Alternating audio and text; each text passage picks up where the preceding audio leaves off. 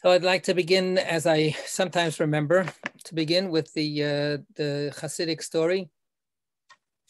When the great Rabbi Israel Baal Shem Tov saw misfortune threatening the people, it was his custom to go into a certain part of the forest to meditate. And there he would light a fire, say a special prayer, and the miracle would be accomplished and the misfortune averted. Later, when his disciple, the celebrated Maggid of Mezrich, had occasion for the same reason to intercede with heaven, he would go to the same place in the forest and say, Master of the universe, listen, I do not know how to light the fire, but I'm still able to say the prayer. And again, the miracle would be accomplished. Still later, Rabbi Moshe Leib of Sasov, in order to save his people once more, would go into the forest and say, I do not know how to light the fire. I do not know the prayer, but I know the place, and this must be sufficient. And it was sufficient, and the miracle was accomplished. And then it fell to Rabbi Israel of Rizhin to overcome misfortune. Sitting in his armchair, his head in his hands, he spoke to God. I'm unable to light the fire, and I do not know the prayer. I cannot even find the place in the forest. All I can do is to tell the story, and this must be sufficient. And it was sufficient. So before we continue with the story we started last week, I just want to mention that this little teaching came to mind. Oh, we lost Meryl. Oh, she's coming back in. Hold on a second. I have to move this over.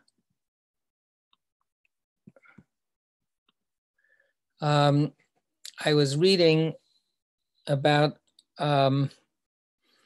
a remote Japanese village, very, very, very isolated, very much away from the beaten path, where they continue observing ancient traditions, and they do certain traditions that are somewhere between 800 and over 1,000 years old. And what they were describing is that one of the ceremonies that they observe is a ceremony, having to do with the gods. And part of the ceremony is to chant a silent chant. So you're chanting, but you're doing it completely silently. And the words to that silent chant were lost. Nobody remembers when, but sometime in the past, the person who was the custodian of remembering those words died suddenly before they could teach the next person. So the words that nobody ever hears to be chanted now are no longer remembered. So they can't silently chant those words. So they have to stand there, they have masks, they have regalia and everything, and they make believe that they're silently chanting words that they don't know. I thought that was pretty cool. So it's like half our synagogue. Well, yeah, but they don't stay silent. If they only stayed silent, it would be okay. Sometimes you just know it because you've heard it so many times. But they never heard it. Nobody ever heard it. So they're humming. It's a silent chant. All right, so now I'm gonna share the screen.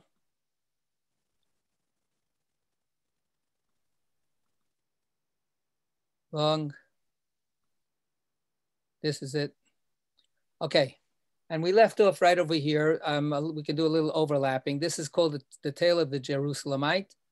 And it's about this guy who keeps on being, as we will see very shortly, keeps on being referred to as a great, great Torah scholar, who, because he reneges or breaks his vow to his dying father, he ends up landing in a world of demons. The demons are very pious, observant of all Jewish customs and observances and values, And he ends up in the end of a whole other bunch of missteps that he's guilty of, marrying the king's daughter. And he at one point then says, no, I want to go visit. I'm missing my former life partner. When I was living in the regular world of human beings, I had a wife and I had children. I missed them. And he finally finally gets his wife to agree that he can go back for 1 year. And the year is up. She sends a messenger to him saying, okay, your year is up. It's time for you to come back. He promises that he's going to come back in a year. And the messenger says that he refuses to come back.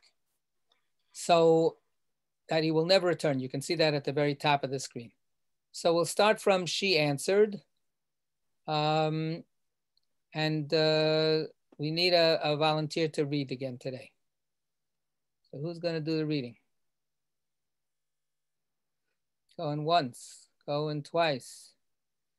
Going Josie, Josie, you're muted if you're trying to say Josie, something. if you're volunteering, you're on mute. If you want to volunteer, you got to speak up. All right, I'm going to read. She answered, when he said that to you, that he would not return. The time of his oath. Oh, now you're reading, Josie? Oh, I'm sorry. Somebody else jumped in. Go ahead. No, we didn't hear that you wanted to do it. Go ahead. We just had an internet problem, but I think it's fixed. All right. Okay, good. So let's start again from she answered when he said that to you. When he said that to you, the appointed time had not yet arrived, but now go and tell him that the time of his oath has come and that he must return to me. The demon went and told the man as she had commanded. My mistress asks about your welfare. She also warns you to return to her, for the time of your oath has arrived. The man replied, go and tell her that I do not want her greetings and that I will never return. When the demon heard this, he returned to his mistress to report her husband's word.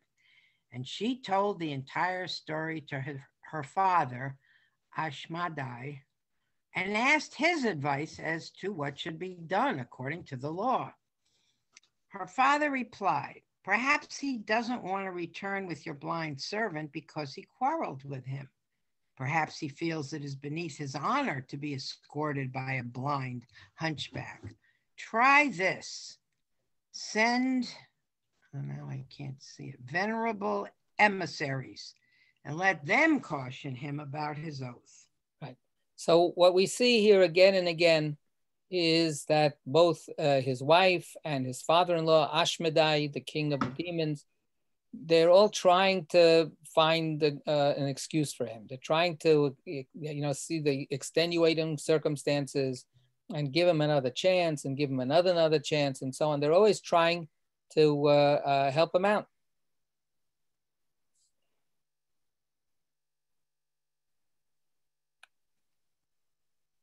So she did. You hear me, right? I didn't hear you. Now I can hear you. So she did. The emissaries went and cautioned him, but the man told them, I will never return. But you are a scholar of Torah, they said to him. Here we go again. How can you break your oath? Here we go again. The time has passed that you yourself stipulated. Not only are you transgressing the prohibition, you shall not swear falsely by my name, but you are also forfeiting the positive injunction. If a man marries another wife, he must not withhold from his first wife her food, her clothing, or her conjugal rights. Okay, so even the demon can quote scripture. The man answered them just as he had the first messenger, and they reported his response to their mistress. But she, thinking that perhaps the past emissaries were not sufficiently impressive, sent additional messengers to admonish him. These were even more venerable than their predecessors. But when the messengers went and warned him, he told them, "Don't waste your words. I am never going back to her." They returned to their mistress. "Don't send more messengers," they said. "He has no desire for you." When she heard this, she went and told her father and asked his advice as to what she should do according to the law. Her father replied, "I will gather all my legions and go to him. If he wishes to return, good. If not, I'll kill him and all his townsfolk." Ashmedai's daughter responded, "Heaven forbid! You, my lord, cannot go in your majesty. Send your emissaries with me, as many as you see fit, and I will go to him. Perhaps he will show me favor and return." Right. So again, we have all kinds of features here. We can talk about them later on, but it's very, to me, very touching. She cares for this guy, despite the fact that he's a total, SOB. But she has this, continuing hope and wish that he will eventually, maybe he really cares for me. If he sees me, maybe that'll do it. If it were a quote on the marquee for the show, it would say, "Turns your idea of demons upside down." That's right. That's right. We could make a musical out. We could call it Wicked. Yeah. No, it'd have to be called "So It's Wicked." That's what it has. Right. Wicked. Huh. Go ahead, the king. The king consented and sent his legions along with her to the man's town. In addition, she took with her Solomon, their son. They arrived in the middle of the night. The soldiers wished to enter the town immediately to slay the man and everybody else in the town, but she would not let them go in and spill innocent blood. "It's nighttime," she said. "When people are asleep, as they all are now, they entrust their souls to the Holy One, blessed be he, as you know. So long as their souls are in his hand, blessed be he, we cannot harm them. Let us do the following and not sin. We will wait until daybreak to enter the town. If they listen to us, good. If not, we will know what to do." The legions responded, "Our mistress, do as you think best." Then she told her son Solomon, "Go to your father. Tell him that I have come for him and that he should return with me and not break his oath." The boy went and found his father asleep in bed. He immediately woke him. Trembling, the man stood up. "Who are you?" he asked. "You've awakened me from my sleep." The boy replied, "I am your son Solomon, your child by the daughter of King Ashmedai." The man immediately began to shake in fear, but he embraced and hugged the boy. "Why have you come here?" Solomon replied, "My mother, your wife, came here to pay the respect due you, to have you return with her and uphold your oath. She has sent me to give you warning." The man said to the boy, "Please tell her that I will never return. She is not my wife. I am not her husband. I am a human. She is a demon. One is unlike the other. The two can never be united." The child answered his father, "With all due respect to your honor, what you say is an error. All the time you spent with us, the demons never harmed you. In fact, they treated you with great respect on account of your wife, and she, my mother, also honored you. My grandfather, Ashmedai, appointed you as a prince, an officer over the demons, and he commanded them to do your will. So why do you scorn her? Why do you despise her and not remember the kindness she did you when she saved you from my grandfather, Ashmedai? He too did you a kindness by saving you from the demons, and not after 12 months either. Oh, my master, my father, heed my voice, and it will go well with you. Return to my mother. Fear no injury or plague." The man replied, Solomon, my son, I don't want to hear any more about this. I will never return to her. All those oaths I swore under duress. No, can't hear you. I think we lost her again. We lost you again. We lost you, Josie. No. You're speaking, but we are under duress. We cannot hear you. Can you hear me now? Yes. Yeah. I beg you, the boy pleaded. Wait. No, we didn't hear. All those oaths I swore. All those oaths. Oaths I swore under duress out of fear that the demons might slay me. The oaths have no substance, for the Torah absolves those who act under compulsion. So finally, we have a little bit of his Torah knowledge being brought to the fore, right? Okay. I beg you, the boy pleaded, do not destroy yourself willfully. Leave, the father said. Don't talk nonsense to me. The son returned and told his mother everything. Hearing the words of her son Solomon, she said, I will not kill him before I have warned him publicly, not until I hear his answer and what the community and its courts say. If they convene a trial, fine. If not, I will exact revenge from all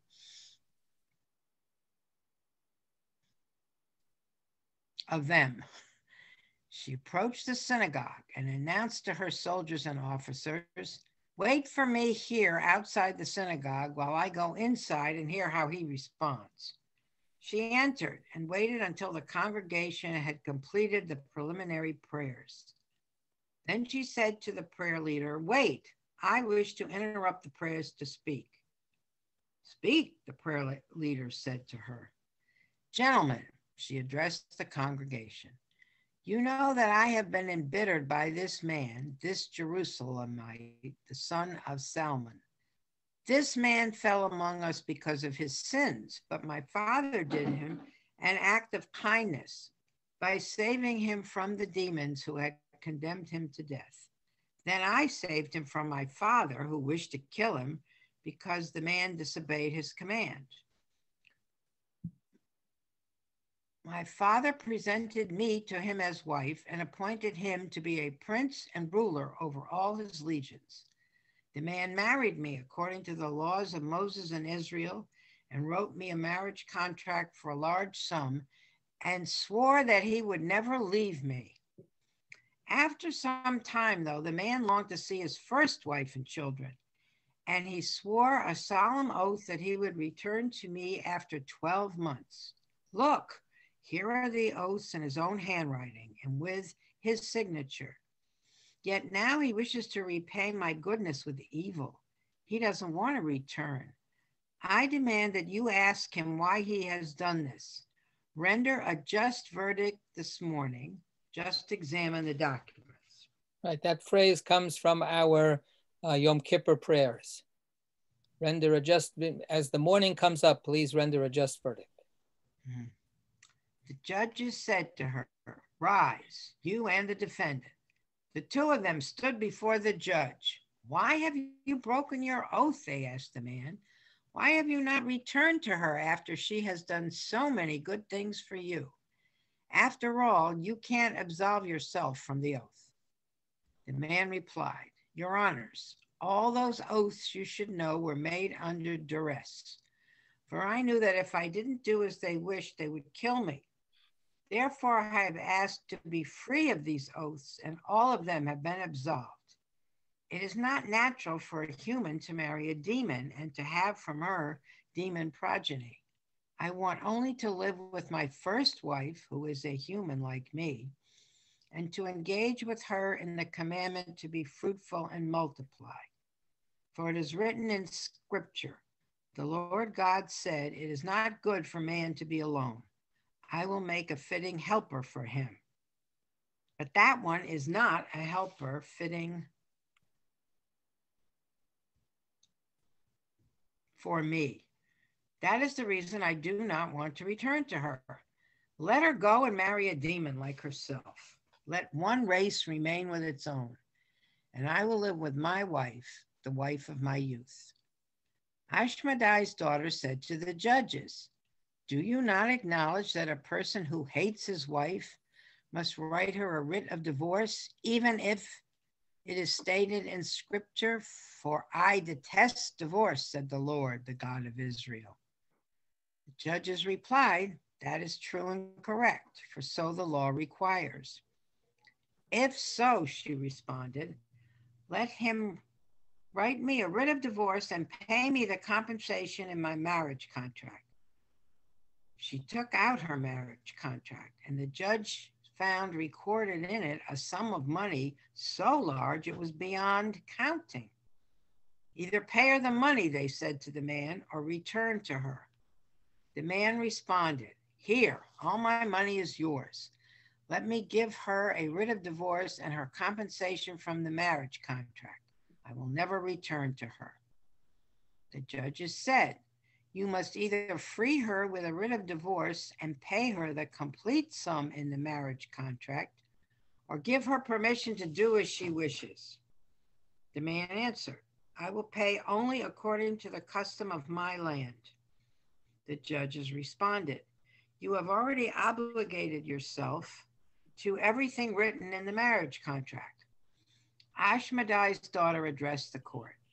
You have provided me with a fair and lawful hearing. There was no favoritism in your decision. But I don't want him to live with me against his will. He has already rejected me. Allow me one thing. Let me kiss him before I return home alone.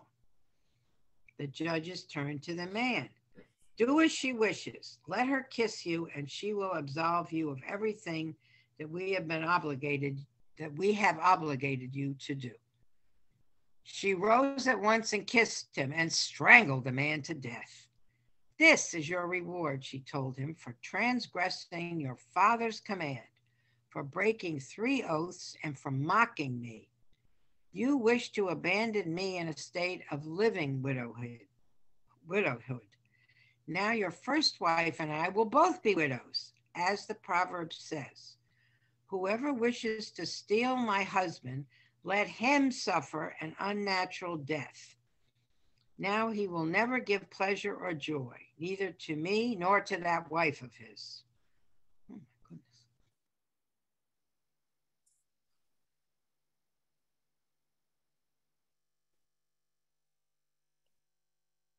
Can't hear you.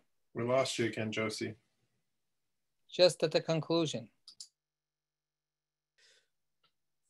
Maybe she. Take my son Solomon. Start again, starting from following this. We lost it. Somebody else pick up because they're talking and I can't turn it off on the other. Following this, she addressed the townsfolk. If you do not wish me to avenge myself upon you, then take my son Solomon and marry him to the daughter of the greatest man of the generation, and appoint him your leader and ruler.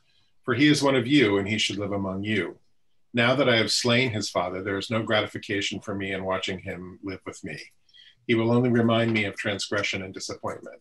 But I will give him a bequest of money large enough that he will never want for anything, and you shall order the others to give him his share of his father's inheritance. The court did all this. The people in the town accepted Solomon. They made him their leader and ruler, and he reigned over them. His mother returned to her home, to her father's house, as in her youth. Accordingly, the son should always obey his father's commands and must never break an oath.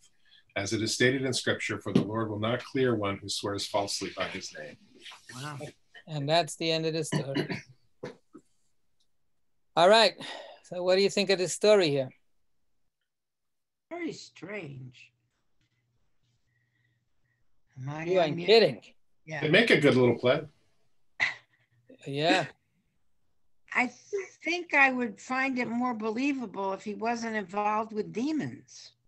But that's the whole point. Where does Jewish tradition have demons? All over the place. Are you kidding? Ashmedai is a famous demon in Jewish tradition. Oh. Yeah. I think his arguments of under duress are actually valid. I think he made those oaths to save his life. I agree with you. I agree with you because one of the things I was thinking about if somebody gives if the police pick up somebody and they force him coerce him into making a confession. Usually a judge throws it out because he was coerced. And that's what I was thinking when I was hearing about how he was coerced to make these oaths to save his life. So let's remember the whole story. Did anybody coerce him to break the oath that he made to his father, Lynn? Well, that's what I was going to say. This is the one where his father said, whatever you do, don't go to sea. From last, yeah. So he broke his oath under duress, and now he's claiming he made these other oaths under duress. He's just trying to get off scot-free. Let's remember the second oath. What was the second oath? The second oath was that he was in Ashmedai's palace. Yeah, don't open the door. Don't go in that room. Go anywhere you want. Promise not to open the door. Was he forced to open the door? But that's under duress. Why is that under duress? Because he's being held against his will. If I were being held against my will someplace, I might look at some doors to see if I could get away. Yeah. That's not why he opened the door. He didn't want to. He was just curious. He just followed his little heart. He's just a crooked, Gabriel, can you please go in the other room so I can use the right language here to describe? No, I'm just joking. I'm joking. No, I was joking. Did you hear the whole story? You didn't hear the whole story. You didn't hear last week's, but did you piece together what the story was? Gabriel.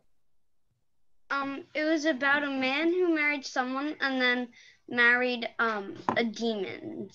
Right.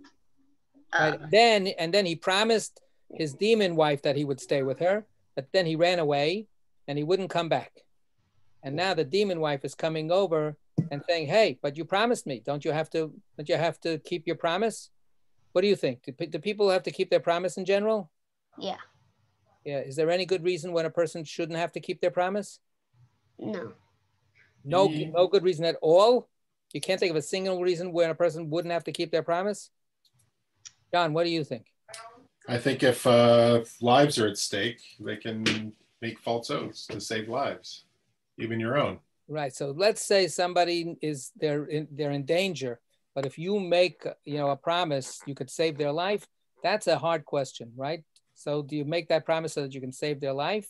And then afterwards you can say, but I didn't really mean it. All I wanted to do was do a good thing. I wanted to save that person's life. So that's already a nice excuse. What this guy in the story is saying was it wasn't so much, he wasn't saving anybody else's life. He was just saving his own life. Or he was afraid. Selfish. He was afraid. So yeah, I mean, again and again, the guy is a cad.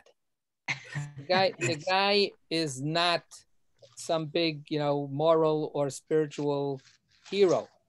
And he keeps disappointing people because obviously he has certain qualities that really seem to make him likable or respectable.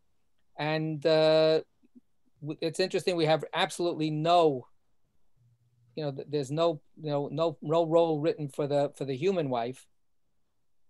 But the demon wife really, seems to want him to be with her, and then she tries everything until her final rage and revenge comes at the end. What do you think about this business about we're two different types, we're two different beings, we're two different species, let's keep separate from each other? Yeah, Josie, what do you want to say? Did I? I wanted to say that I found it interesting that instead of this man being just an ordinary guy, he's a learned scholar. Right. And so there's a twist in there that the writers, right, I think, showing that even the most learned people cannot be good guys. Or are not necessarily good guys. Let's put it that way. Right? Yes. Yeah. For sure, that's one of the major messages of this story, is even though this person has such a big reputation of being such a learned person, he knows the Torah so much, but it didn't make him into a good person. No. And that's a tragedy, right? That's part of the tragedy. This is, as you saw from the ending of the story, where they say, and that's why the verse says, etc. It seems to be part of a bigger set of stories, all related to the 10 Commandments. And about how important it is to keep the 10 Commandments. So, it's a very, in the one hand, it's a very pious story. It's a story that believes that the Torah is a good thing and that the Torah is the way we should live. But then it says, but you know what? There are people that we would expect them to be good, and they disappoint us. Carol.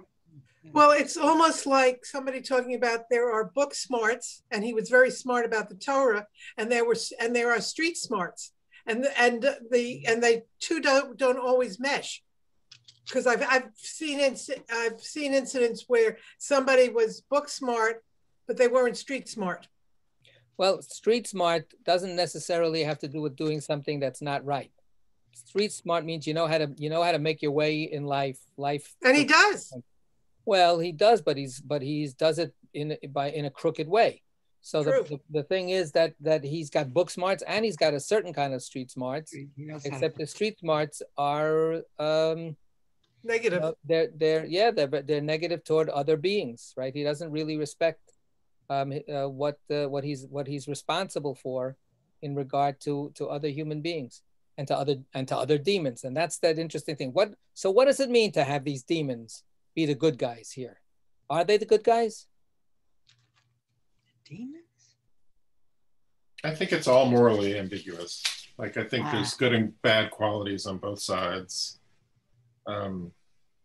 Does anybody take a side one way or the other when the demon wife confronts that whole scene at the end, very Shakespearean or very whatever, very theatrical scene, the court scene and the afterwards and how she behaves. Does anybody feel torn between the Torah scholar, the human Torah scholar, and the demon wife? Does anybody have sympathy for her, or think that she's a demon and the worst of the worst? Yeah, Lynn. It seems that in the story, not just her, but her father and the whole thing, there's all these judges and trials and tribunals, and it seems to me that they're upholding the laws and they're keeping order, and it seems to me that he just does what's convenient and what he feels is. I'm not sure that he even believes the stick to your own kind. I think he's just using that to help him get out of his promise because it's not convenient anymore. Yeah, that's I personally, my heart goes out to her at the end. Yeah, and especially when, look at what she says at the end about what does she do with her own son?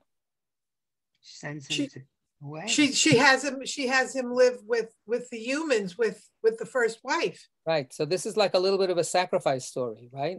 She makes that guy is never willing to sacrifice anything that would cost him any inconvenience or any whatever he wanted. He was going to do it, and the heck with everybody else. He would sacrifice everybody else. But here, she makes this very, very heavy sacrifice, and the son, what happens to him in the end? She turns him away because she doesn't want to see him. That's not the end of the story. She doesn't want to see him to be reminded about what happened. He becomes the story. That's not the end. What's the end? He becomes the leader. He becomes the leader of the Jewish community. Right? So he's like an SOD. Complicated. You son of a demon. Right? He's like but that's, is what's going on over there, right?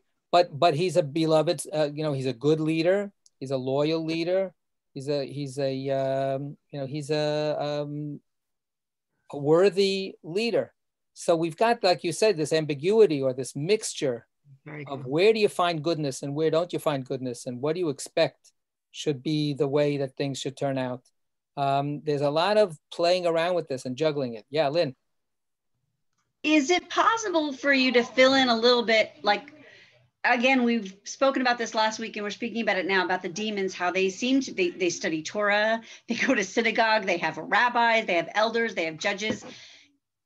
What is the history of demon in Jewish scripture? Or I agree with Josie. I've never encountered much of demons in Jewish stories. So is there a history of demons being? Oh yes. There's a very ancient history.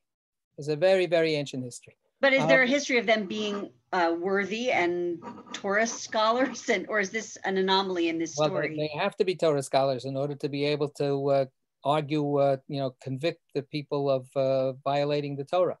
So, if their job is to be the prosecutors and get us in trouble, they have to be able to, know all of the, all the law books inside and out. But no, this is a very specially, what's the word I'm looking for? Sympathetic. This is a very sympathetic, portrayal of the demons. There's a long, as I say, an ancient tradition that goes back, over 2,000 years, 2,500 years maybe, that we can trace. But we can trace it even, first of all, we have in the book of Job, we have Satan. So what do you want to call him? Satan? You want to call him a bad angel or a demon? Is a demon just a bad angel? How do angels get to be bad? And yet we have a whole story, even in the Torah, forget about Job, we have the fallen angels or children of God who come down to earth and do exactly what is talked about here, have children with humans. So that's already in the Torah itself, all the way at the beginning of Breshit. Kevin, we didn't study this in JLC, but when you get to college, then maybe. So there are ancient stories about this. Hold on a second, I'm getting bothered. I'm getting bothered by some stuff here. Okay, sorry. So there are the book of Enoch, for instance, is an ancient book. It's not in our Bible, but it's part of Jewish literature, and it talks about the angels that rebelled against God. So this idea that there could be dark forces, even in the heavenly realm, is a super ancient idea. And when we study Zohar, for instance, on Thursday nights, we come across this, quite a bit. It seems, though, that in those stories, am I wrong? It seems that those demons are more about their own self-interest, more about their own urges. It makes sense what you said about them being Torah scholars, so they can lure you away from the Torah. They have to know what they're corrupting you against. But it seems that those demons in this story are the opposite. That I forget his name already. The Ashmedai. The Ashmedai, thank you, is more reacting in that way. His own self-interest, his own. Is not reacting in terms of self-interest. Is or is not? I think he is. I think he does what he wants to do. And then he finds all these ways to say why he didn't have to follow his oaths, why he didn't have to remain true to. I thought you were talking about Ashmedai, the king of the demons. Oh, no. I'm sorry. The guy, I can't remember his name. He doesn't have a name. He's the Jerusalemite. The Jerusalemite. But so it seems that these other stories, the demons are the ones who give way to their feelings and their desires and whatever. And it seems like the Jerusalemite is the one who is that way. It seems like the roles are reversed. So there's I think that, again, there's a tremendous amount of ambivalence and ambiguity, moral ambiguity, that's wrapped up in this story. So if we think about the accusing angels, the Satans, the forces of God that are supposed to execute judgment on the wicked, right? And of course, wicked is a relative term, so everybody on this screen, is like very minor league, wicked. And then there's everybody else that we disagree with. Those are the major league wicked people, but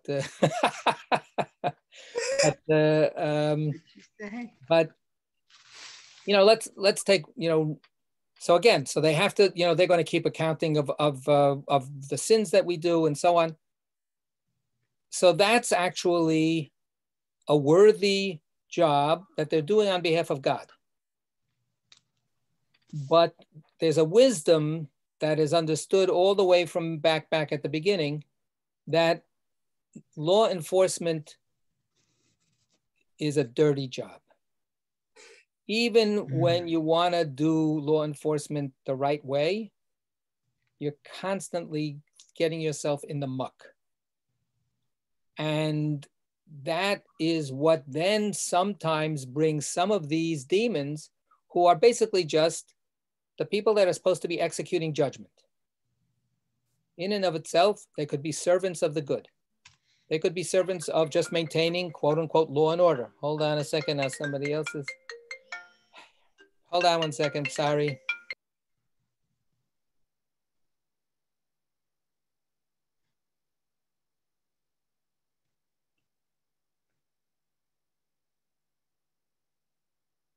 So I think that that's underlying a lot of this. And we talk about this, like I said, back in Zohar, we talk about this a little bit also. So on the one hand, we have people who are tasked to do dirty work. And then are they just inherently okay, but they just have a really bad job to do? Does that dirty work influence them to become themselves dirty actors? And then you've got this Torah scholar who theoretically should have everything going for him. He's got wealth, he's got a loving father, protected, he's got this Torah that's constantly teaching him the right way. And then there's something inside him that is rotten. Right? So it's not about the culture or even the nature, it's like, what's going on here? So there's a lot of back and forth, I think, in this story that shakes up whatever your expectations. Oh, the guy with the black hat must be the bad guy. The guy with the white hat must be the good guy. And then all of a sudden we start seeing the guys with the black hat are doing okay, and the guys with the white hats are phonies and trying to exploit their situation. So yeah, Josie, did you want to say something? Only that it's complicated, and I had heard for years in various places that a lot of superstition was picked up by the cultures around us, and we sort of absorbed it and made it fit into our world. Right, for sure. But it cuts both ways. Superstitions, look, I'm not a big fan of superstition, but I have to admit that superstition is universal because it's human. A lot of people think all of religion is basically superstition, right? So I think that, my, take, to put it in very few words, is the difference between superstition and religion is that religion is asking the same kinds of questions, wondering about the same weird things that are out there in life, painful things, surprising things, but it tries to, in the end, not simply be about what this guy wants to do, saving your own neck. It's about actually trying to connect to the mystery and serve the mystery. Superstitions are, how do I avoid getting hurt? How do I make these demonic forces do what I want them to do? Right? So it's very much about a kind of a selfish, manipulative, I come first, survival at any cost. It sounds more like the Jerusalemite should have been the demon. Yes. So that's what we have, this kind of reversal, the very Purim-y kind of story, right? Who's the good guy and who's the bad guy? We know Haman's the bad guy. We know Mordecai is the good guy. But now we see people looking like Haman. We see creatures that look like Haman, and they're not at all bad. And we see this guy that looks just like Mordecai, and he's no good. Yes, what is that, David? Yeah, I missed I missed last week, so I'm really at a disadvantage here. But I gather we are encouraged by this story to accept that this is a story about humans and demons, although I can't help also but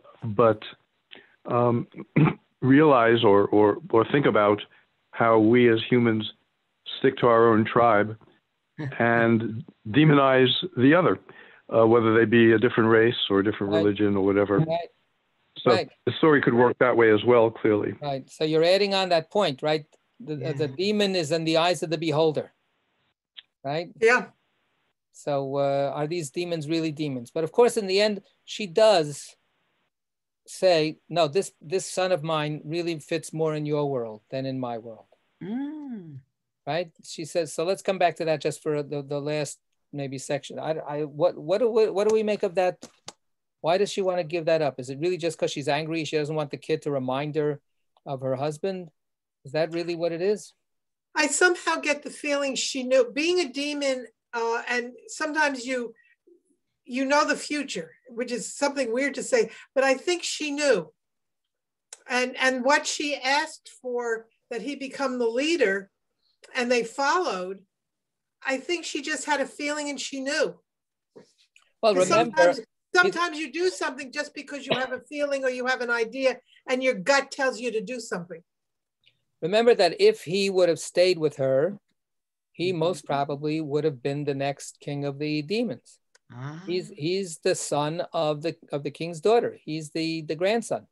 So, but he wasn't a complete demon. He was half human, half demon. Well, he's not a complete human either. So, right. So why will it work for him to be in the human society rather than in the demon society? Now, why? Because he knew what it was. Because he knew what the demon life was like, and he could compensate for it. It's a little morally ambiguous to me as well, because, you know, she in a way she's saying, maybe she's saying, I don't want this human influence in our demon kingdom. You can't be the next demon king. Right, because what does she know about humans? That they're treacherous. They're evil. They're terrible, right? It could be seen as a little under duress by the town people, because here's this queen of the demons telling you to do something. You might be obliged to do it for fear of your own safety. And then, you know, in the end, she does a very demon-like thing. She kills him without any kind of judgment or ruling from the court. So that doesn't seem exactly kosher in the scripture. Anybody can kill anybody they get mad at. That's not my understanding. So it's all very... I think for me, it works. You know, Yeah. Anybody I'm mad at, I think it's fine. I'm also reminded of the story of Moses, the Egyptian rejected, who kills people and becomes king of the, not king, but leader of the Israelites. And Moses, and then Joseph, the Israelite, who is rejected by his family, moves on and becomes a leader of the Egyptians. It's just I mean, the one oath complicated. The one oath not broken out of duress is the one to his dying father, right? That one he completely broke without any provocation or reason that was satisfactory at all. So to me, the story is once you set down that path, all kinds of weird things can happen that you can't sort out the good from the bad. In the second version of the Ten Commandments, I think it's in the second version, but not in the first. I have to look again. It says, "Laman yarichun yamecha," that honor your parents so that you will be blessed with length of days. Right. So here you have a story that illustrates this guy doesn't honor his father. No length of days. Right. Absolutely biblically mandated punishment. Hey Jerry, how are you? Hi, Jerry. I recognize you with that mask anyway. Even with the mask, I recognize you. But I can't hear you. Josie, can you please explain to him how you get hurt? Oh, I don't know. It's my computer, Exo. Right. But he has to unmute.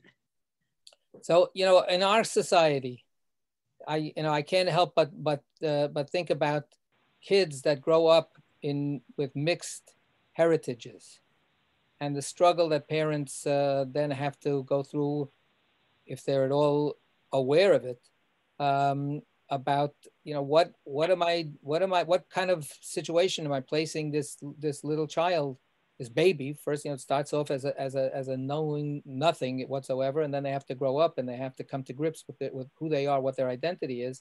But, you know, the most obvious is, you know, a mixed race family, where the kid will have to struggle with where do I fit? You know, am I white? Am I black?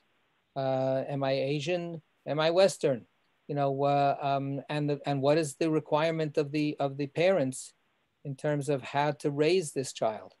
Do you not talk about it? Do you talk about it do you give the child, you know, a choice?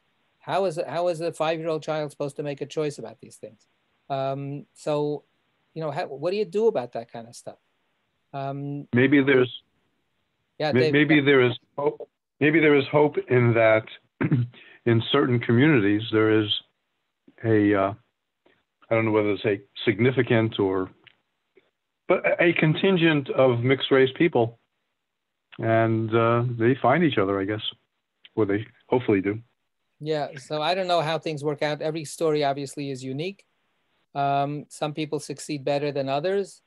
Not just the people. Yeah, go ahead. It's also society influences what happens to the child. Yeah. Any dual identity, religious, social, racial, you know, there's all that other stuff out there. You know, we had a president not too long ago. Yeah. Who you know, was a product of just such a situation, right? And you know, it seems like he did pretty good, but like you say, society, a lot of people in society couldn't wrap their minds around it. They could not deal with it. Isn't that, John? So you know, this is an ongoing struggle here. Is the mother, I'm thinking of another thing. Is the mother giving up her child to punish herself? I think you could look at it either way. She's giving him up. She says she doesn't want to look at him because it would bring back unhappy memories. But you could look at it both sides, or she just wanted to get rid of him because she didn't want to think about it. He's going to need some demon psychology, I think, some demon therapy. Right. Yeah. That scene with him and his father was, I think, also very touching for me. His father, first of all, is like shocked and taken aback because this is the last person he wants to see. On the other hand, except for maybe his wife, on the other hand, he hugs him and he embraces him because there is something, you know, there is something deep that he feels toward this child, and the child is so sensible and so thoughtful and so, you know, worried about, you know, that his father should do the right thing and be okay. So Solomon-like.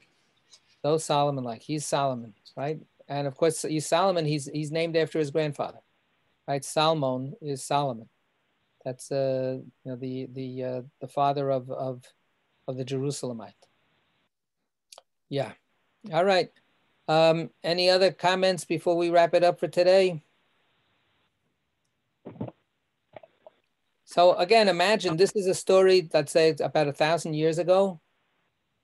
Tremendous amount, I think, of sensitivity and of sophistication and balancing and you know, handling very, very conflicting kinds of elements. It's a gem in our tradition. All right. So, thank you. Yes, good. Next week is Wednesday. Next week we're fine. Right. Thursday is going to be getting ready for Purim. So the Thursday classes are off. Okay. Great. All righty. Thank you. Thank you. Thank you, Rabbi. Thank you, Bye. everybody. Thank you. Have a good week.